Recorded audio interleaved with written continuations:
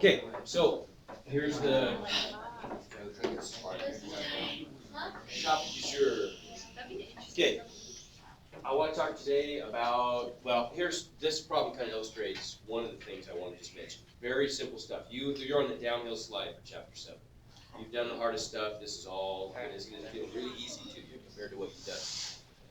Okay, first of all, a little review. I want you to tell me for that polynomial up there, f of x, what is the degree of the polynomial?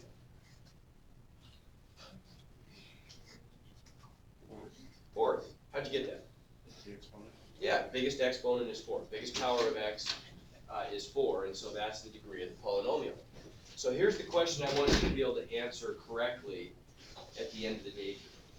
I want you to be able to tell me what are the possible number of real zeros of that function. 4 is one correct answer. What's another number of possible correct, or possible real zeros? No. Infinity. No. 1. 1 is also not correct. 5 is not correct. 2 is correct. 8 is not correct. I feel like we're just kind of throwing out random numbers. So how about if I tell you how you can know? What is it? No. No. 3 is also not correct. 6. Okay, I'll ask you that question again in a second. See if you can give me a little more of an educated response. You didn't know this answer. Now I understand. How many zeros? The answers were, I'll tell you what the answers were. The answers were 0 or 2 or 4. Yeah, well, I didn't hear that one. But yeah, so the right answers were thrown out, but they were kind of mixed in the shotgun pattern of all the wrong answers. So they didn't mean that much. Okay, so more importantly than what those answers were is why is that the case? So we can take other functions and answer the same question. This is what informs us. Tells us how many possible real solutions there would be. It tells us other stuff too. Fundamental theorem of algebra. This is not really one that you do a lot of algebra with. It's more of a conceptual theorem, but it's really valuable. It gives you some insight into the way graphs of functions work. If a polynomial has degree n, what the fundamental theorem of algebra tells us is that it has exactly n complex zeros. But complex numbers, remember, have real parts and imaginary parts. And it's possible that those complex zeros could be all real, in which case we just call them real. But they might also have imaginary parts, okay? So we know that it has exactly n complex zeros, which includes both the real, the completely, totally 100% real zeros with no imaginary parts, and the ones that do have i's in them. Combined, n total. Now, notice what that says here. It says counting multiplicities. We'll get to that in a second. Okay, here's the other really important part of this, though. Zeros that do have imaginary parts. So zeros that do have i's in them always, always, always come in complex conjugate pairs. They come in twos. They can never come one at a time. They always come in pairs. Okay, so now, let's go back to that previous problem. What's the degree of the polynomial? You already told me. 4. Okay, so how many complex zeros are there total? 3. No. 4. Guaranteed there's 4. Okay, now how could those break down? How many of those could potentially be real? Now why is it that, well, all 4 could be real, right? The other thing that maybe it's worth just mentioning real briefly, and this isn't really a part of the theorem, but it's nice to remember and make this association. Real zeros of a function always correspond to x-intercepts on a graph, okay, but not imaginary zeros. Imaginary zeros do not correspond to x-intercepts. Only real zeros do. Okay, so this function could have 4 x-intercepts. It's possible. It could have 4 real zeros. We also said it could have 0 or 2. How come it couldn't have 3 or 1? Real zeros. Why couldn't it have 1 real zero? Why couldn't it have 3 real zeros? That's an easier one to explain. Well, no, that's not the issue. It's not that 3 doesn't go into 4. It's that if there were 3 real zeros, how many imaginary zeros would there be? 1. Is that possible? No, that violates our rule. Rule number two here is that imaginary zeros have to come in pairs. You can't have just one. If you have one, you have to have a second one. So you have to have a minimum of, you have to either have 0 or 2, right? Or 4, or 6, or 8, etc. So we could have 4 reals and no imaginaries. We could have 2 imaginaries and how many reals? 2. Good. We could have 0 reals and how many imaginaries? 4. But we can't have 1 imaginary or 3 imaginary. So we also therefore can't have 1 or 3 reals because the total has to always add up to 4. Does that make sense? Okay. All right. So what does that look like in terms of graphs? Let's say we had, for example, if I had a real, if I had a cubic function, say we had a function that was n equals 3. We could have a case where we have 3 real zeros, right? What if we only have 1 real 0? Well, what would that look like? If we had 1 real 0 and 2 imaginary zeros, that would be the light blue curve because there's only 1 x-intercept, right? Okay. Doesn't it seem like there's a possibility that I could have exactly 2 places where the function touched the x-axis though? Can you think of a way that I could kind of tweak these graphs so I could draw a graph of a cubic function like that, same shape, but that touched the x-axis twice?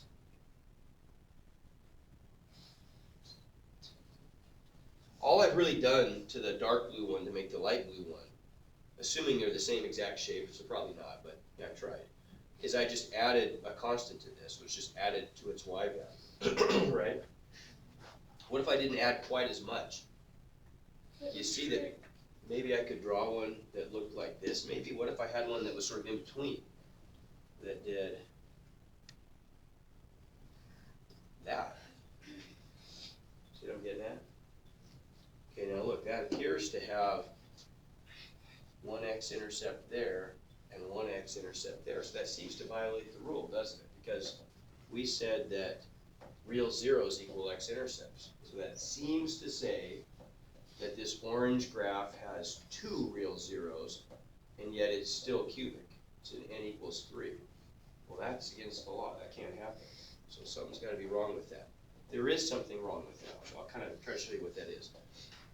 What's different about those x-intercepts? If you look at all the x-intercepts up there, there's 1, 2, 3, 4, 5, 6. Can you guess which one is not like the others? Which one's different than all the others? Which one? That green one right there. Yeah, notice that it's different in that it doesn't just pass right through the x-axis. It just comes down and grazes the x-axis, right? Okay, it grazes it, we say tangentially in math. Okay, that's a weird kind of x-intercept. When that happens, that typically means that the multiplicity of that 0 is greater than 1, so it counts for more than 1 at the same time. It turns out that this one right here actually counts as 2 zeros in 1. So it really does count as 3 total. Seems like cheating, but it's not. I'll kind of explain why here. Let's look at an example. What if we were to solve this? Let's solve this equation and then look at what the graph would look like. So here's the function. Let's take f of x equals x squared minus x minus 2. Okay. Let's find the zeros of that graph. We find the zeros of that function by setting it equal to 0, right? So we just get x squared minus x minus 2 equals 0 and solve. That's quadratic. We could use the quadratic formula. That factors too. What are 2 magic numbers that multiply to -2 and add to -1? -1 and 2. Almost. Negative -2 and +1. Okay, so we get x minus 2 times x minus 1 equals 0. And what are the zeros that go with those? I'd get x equals 2 or x equals, well, that's supposed to be a +1, isn't it? x equals -1. Yeah. So if I graph this thing, a is positive, isn't it? A is 1. So does the parabola open up or down? Opens up, good. So we get a graph that looks like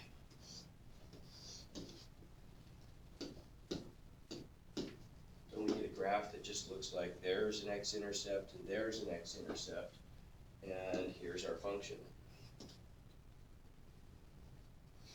Something like that, right?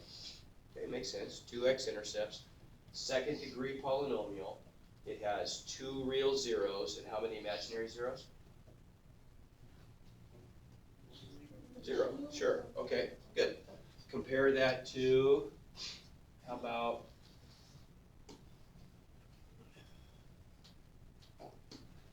this one? Let's take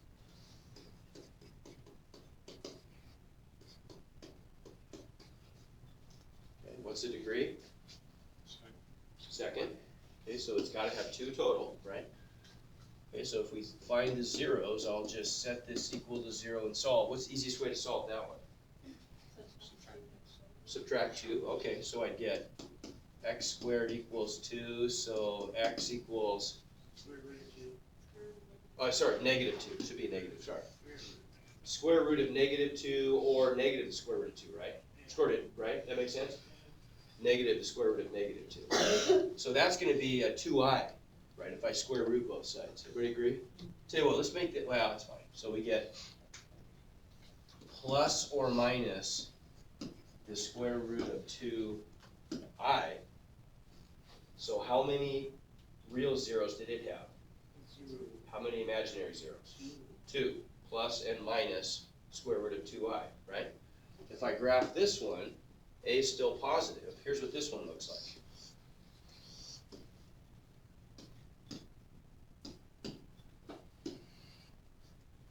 Oops.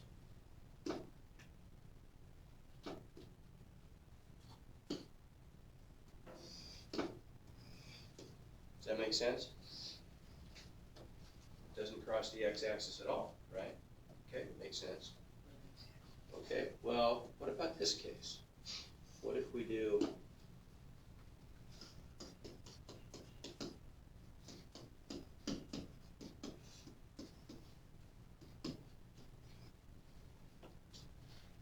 how does that factor? What magic numbers multiply to +1 and add to -2?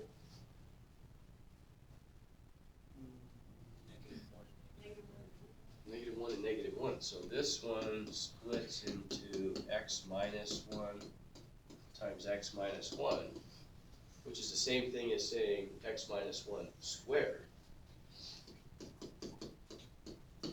So what are my zeros here? Yeah, I get x equals +1 and x equals +1, same thing, right? It seems like I only get one answer. But because that factor is being squared, the multiplicity is 2, it counts as 2.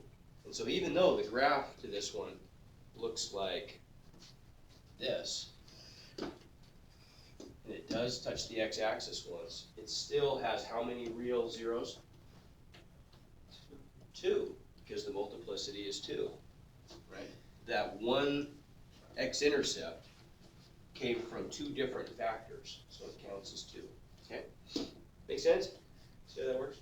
All right, so the last assignment we do, not the next one, but the very last one we do, is kind of cool. It's going to be one where really I just give you some pictures of some graphs and I ask you questions like, based on that information and a little bit more information I'll give you, not much, but just a few more little hints about the way polynomial graphs work, you'll have to kind of solve a puzzle. So I'll give you a graph and you have to tell me what's the minimum possible degree of that graph. Some of that you could do right now.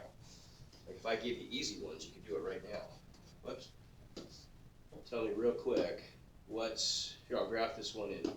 Just ignore those, just look at the green one. What's the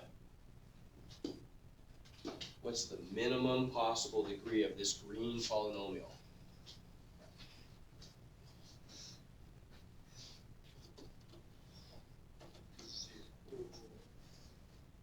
Four is right. How'd you get that? Has 4 zeros. So it could be more, possibly. but it cannot be less. Can't be less than 4 because it has 4x intercept. I could make them trickier. Well, I'll get into, I won't do it today, but you need a few other hints about this, so I won't give you today. All right, moving on. What I'm going to have you do today, there's really not much to it. The assignment for today is very short, probably 5 or 6 problems. No big deal. I'm going to have you work backwards from what you've done for the last 2 or 3 months. Think about it. We've spent most of the time in the last few months solving polynomial equations. Even when we didn't know they were called polynomials, that's what we were doing. The way we solve polynomial equations typically, right, is we take this big ugly polynomial and we hear this. Yes, I got a few more minutes, then you guys can go down and work on this. I give you some big ugly polynomial, and you break it apart by factoring, and set the factors equal to 0 to find the zeros, right? So you do all this hard work to get to the zeros. Well, I'm going to have you do the opposite this time. I'm going to give you the zeros and have you build the easiest possible polynomial from those zeros. In other words, the easiest possible polynomial, the simplest possible polynomial that includes those zeros, right? Now we could make a really complicated one that includes those, but we want to make the easiest one. Okay, so to do that, I want to remind you of just one simple relationship. This is it. If k is a 0 of a function, so k just stands for some number. If k is a number that's a 0 of a function, then x minus k has to be a factor of that function. It always works that way. There's a reciprocal relationship there. Okay, so what do you suppose I might do then? If I'm given these 3 zeros, how could I work backwards and build a function? Normally, we'd start with the polynomial, we'd do the complicated process of breaking it apart into factors, and then turn the factors into zeros. Reverse that process. What's going to be our step? Next step. This time we're starting with the zeros. Okay, but true, but you're jumping ahead a little bit. We went from, okay, you mean on these equations here? Yeah, kind of, yeah. So, I see what you're getting at, yes. So what does that accomplish? You okay? Hold that thought, that's a good one. Remember, we want, instead of going from complicated polynomial down to factors, down to zeros, we want to go the opposite way, which would mean we'd go from zeros to factors to big polynomial, right? Going from factors to big polynomial, you already know how to do. That's just multiplying together polynomials, right? Expanding polynomials. That was way back in section 6.3. You know that stuff well, okay? The only other step is a really simple one. How do I turn these zeros into factors? What's going to be the the factor that goes with the 0, x equals 1? What do you mean by, okay, x minus 1. There you go. That's the factor that goes with x equals 1. What's the factor that goes with X minus 2. Okay, now I want to multiply those, don't I? Right, so I'm going to need to put these in parentheses. What's the factor that goes with x equals 3? X minus. All I've got to do, that's my function. That's f of x, right? The simplest polynomial we could build would just be the straight product of those factors. All I've got to do is expand those out, which is not hard. Take 2 of them, FOIL them out, get an answer, then multiply that by the third. Done. I'm not going to do it. You know how to do that. You can practice that. Okay, that looks a little bit harder though, doesn't it? Got eyes in there. Yikes. Actually, you'll find this makes it easier. This is an easier one than the last one. What do you think? So you would do that like a plus bi and a squared and b squared, and then but you don't square root it or something. Okay. And I squared is just 1, so it'd be 2 squared. Okay, you're on to something there. You're on to something there. You're jumping ahead a couple steps though. You're thinking on a big high level. We'll see if we can break this down into simpler steps. Let's get the same process we did last time. So if I'm given a 0, I should be able to turn that into a factor, right? What's the factor that goes with 1? X minus 1. Okay, now, what about the 2i? X minus 2i. Okay, so now polynomials don't have imaginary numbers in them, though, do they? That was one of our rules. There was only 2 rules. The exponents have to be whole numbers, and the coefficients have to be real numbers. So we got a problem. Ah, okay. Yeah, what's wrong with that, with those zeros I gave you?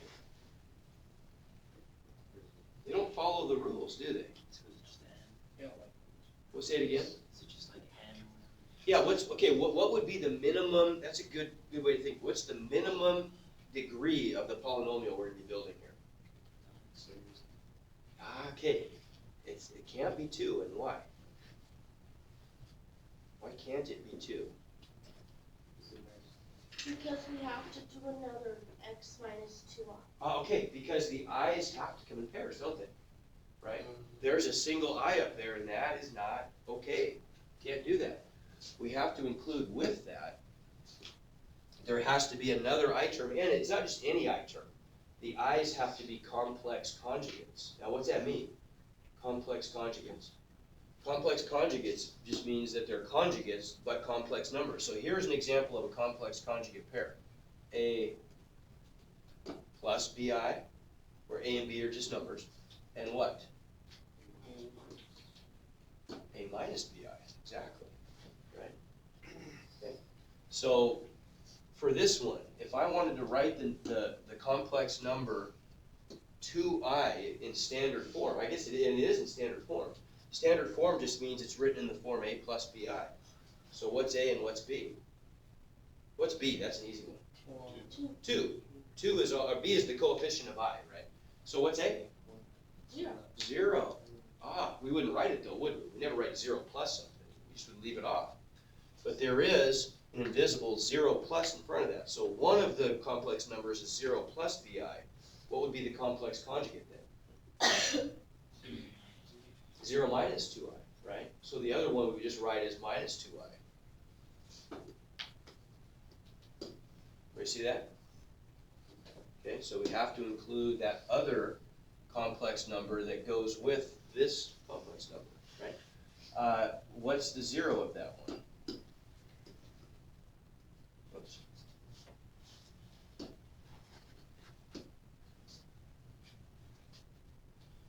What's the 0 that goes with, especially, not 0, backwards. What's the factor that goes with that 0?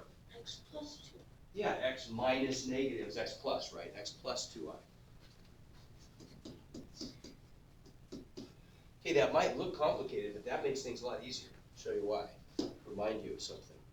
When we multiply normal conjugates together without i's in them, when we multiply out a conjugate product, we always get back a difference of squares. Remember that the cross terms, the o and the I and the FOIL disappear, they cancel out. Okay, what happens if we have complex conjugates? If we have complex conjugates, so the b's are being, so the b's are being multiplied by I. I'm going to get the same result, except I'm going to get an I squared attached to the b squared, right? What's I squared equal to? 1. No? Negative. Negative 1. And so whenever you multiply out a complex conjugate, you always get back a sum of squares, just a squared plus b squared. That makes things a little easier. So when I expand this out, let's actually do this, at least part of this one. I always want to multiply together the complex conjugate factors. That makes life a lot easier. So if I multiply these together, it's like I've got a is my x, and b is 2, right? What am I going to get back? A squared plus b squared, right? Well, what's a squared going to be? X squared, sure. What's b squared? 4. Yeah, 4, isn't it, right? X squared plus 2 squared would be a squared plus b squared. And so that ends, all that stuff just ends up being really simply x squared plus 4. No big deal. Then all I have to do is just multiply that by x minus 1. I'm done. Right? No big deal. Okay? All right, the hard hardest possible one you could do would be one like this, and this isn't even that bad. I'll show you a great trick for this. Okay, so what's the minimum value of n for that polynomial if those are zeros? No? 3. Yeah. Okay, what's the other 0 that I have to include? 2 minus 3i. Okay, so now what are the factors that go with those? What's the factor that goes with x equals 0? X minus 0, sure. Okay, well what is x minus 0 just simplifies to what? X. Yeah, right. Anything plus or minus 0 is just itself. Okay, so that would just become an x. Now what about these? What about this guy right here? That seems kind of complicated, but we're going to follow the same rule as before. Our rule was if we want to create an x-intercept, we just subtract the 0 from x, or not x-intercept, create a factor. Gosh, caught this.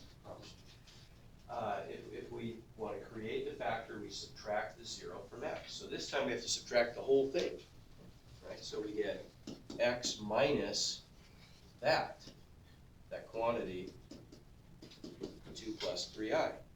How about this one? What's going to be the factor that goes with that one? X plus. No, x minus 2 minus 3i. Okay, here's a little two-step plan that makes this really simple to deal with. First step is distribute the negative.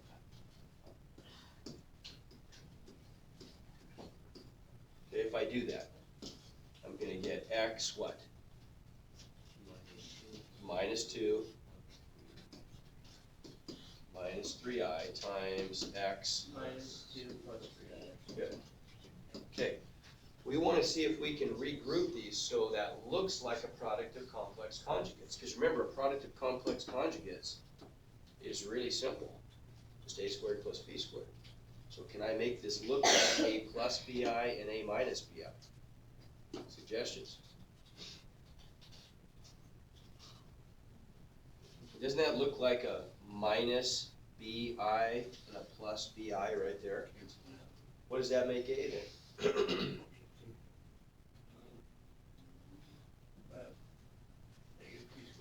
If they well, cancel each other out, that makes sense.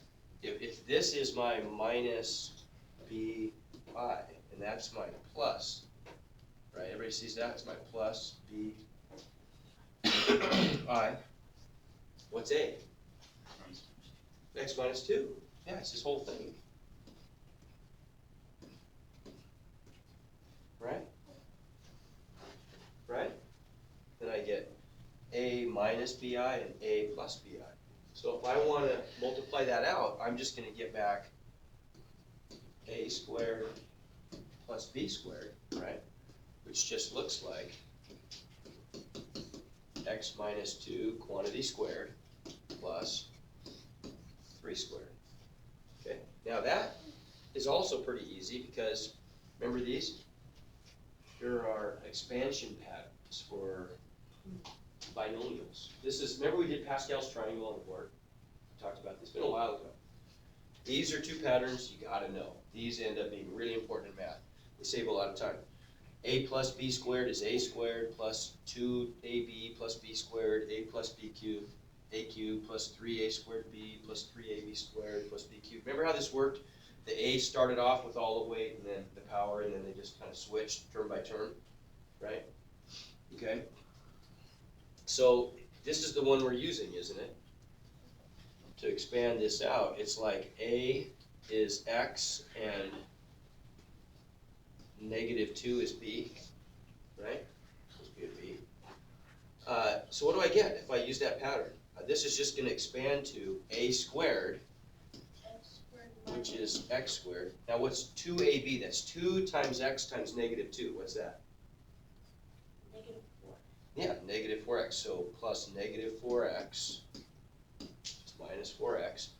And then b squared would just be negative 2 squared plus 4. And then plus 9, right? And out in front, what have I got out front? X.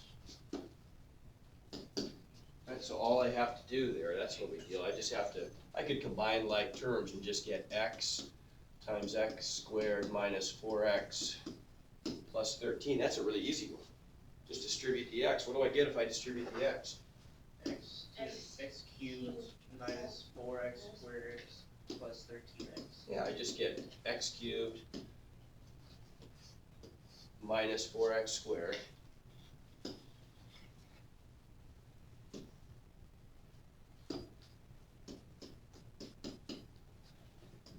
plus 13x. There it is.